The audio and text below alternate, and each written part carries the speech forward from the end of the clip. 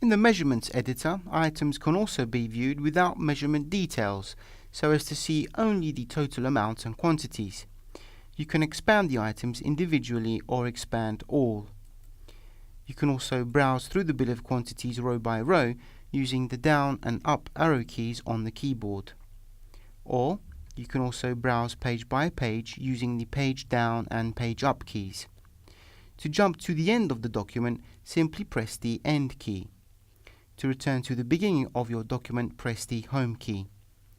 You can also browse through the bill of quantities with the menu options available by clicking the button at the base of the vertical scroll bar, from which you can also choose the type of marker, or maybe bookmark, image, etc., or by objects of the same type. When choosing this option, the program recognizes the selected object, in this case the subtotal row. Now, as the arrows are clicked, the program moves through the bill of quantities item by item. With the same option active, you can now select a different type of object marker and scroll through.